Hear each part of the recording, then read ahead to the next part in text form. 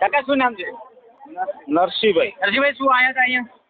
આજે પ્રિયંકા ગાંધી અહીંયા લાખણીમાં આવ્યા હતા, એમના માટે આવ્યા છે. સ્વખર્ચે આવ્યા છે, જેની બેનના ખર્ચે નથી આવ્યા, સ્વખર્ચે આવ્યા. પોતાના ખર્ચે? પોતાના ખર્ચે આવ્યા છે.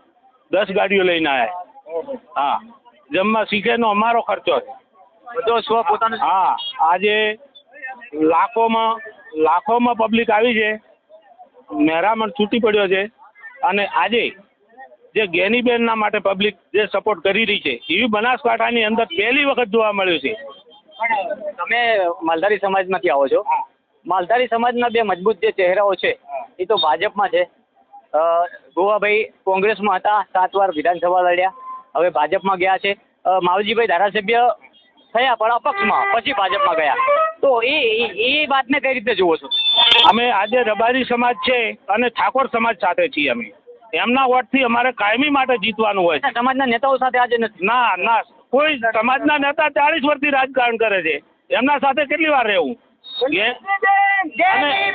અને આજે બનાસકાંઠાના અમારા પોતાના બધાના વિરોધી, આખી સર્વકુમના વિરોધી શંકરભાઈના લીધે આજે વિરોધમાં મહેરામણ તૂટી પડ્યો છે. આજે સપોર્ટ વધારે કરવા માલધારી સમાજના જે ચહેરાઓ છે વર્ષો સુધી જોડાયેલા હતા અને હવે જ્યારે ભાજપમાં ગયા છે, અને કહી શકાય કે સમાજના મોભાદાર વ્યક્તિઓ છે, બંને અત્યારે ભાજપમાં છે, તો એ સમાજને સહકાર નહીં આપે? ના, 80% સપોર્ટ કરીએ છીએ અમે આ બાજુ ગેનીબેનને. મોટામાં મોટો સપોર્ટ અંદર દિલથી. બારે આવીને તો કઈ એવું કરાય નહીં. જે વોટ કરવાનું છે એ અંદર કરવાનું છે.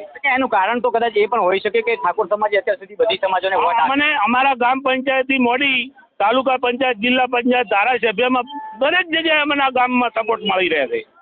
અને ઠાકોર સમાજના પહેલા વ્યક્તિ એવા મજબૂત અને પરખર ગેનીબેન જેટલી મજબૂત કોઈ બેન મળી નથી અમને. આજ સુધી બનાસકાંઠાનું નેતૃત્વ કરવાવાળી બેન અને અમને હવે મળી છે. જોઈ રહ્યા છો, અત્યાર સુધી બનાસકાંઠામાં એક મજબૂત જે નેતૃત્વની જરૂર હતી તેને લઈને વાત કરી છે. સમાજના મોભાદાર ચહેરાઓ કોઈ પણ પક્ષમાં હોય એનાથી સમાજને કોઈ લેવા દેવા નથી. અત્યારે માત્ર એક જ ચહેરો દેખાય છે. બધી અધારે આલમને જ્યાં સુધી અહીંયા ઉમટી પડી છે અધારે આલમ, તેને લઈને વાત કરી છે આ એક આગેવાને કે અમારે આ વખતે માત્ર ગેનીબેનના ચહેરાને વોટ આપવાનું છે, ગેનીબેનને જીતાડવાના છે. માત્ર સમાજને કે કોઈ સમાજને ઠેસ પહોંચે એવી વાત પણ નથી કરવાની. પરંતુ જ્યાં સુધી અત્યાર સુધી સમાજના જે લોકો ચૂંટણી લડ્યા છે તેમને ઠાકોર સમાજે જ્યારે મત આપ્યા છે ત્યારે આ વખતે ઠાકોર સમાજને વોટ આપવાનો વારો તમામ સમાજોનો છે. તેને લઈને આ કાકાએ ચર્ચા કરી છે. અને જે રીત પ્રકારે માલધારી સમાજમાંથી આવતા હતા તો માલધારી સમાજની પણ વાત છે.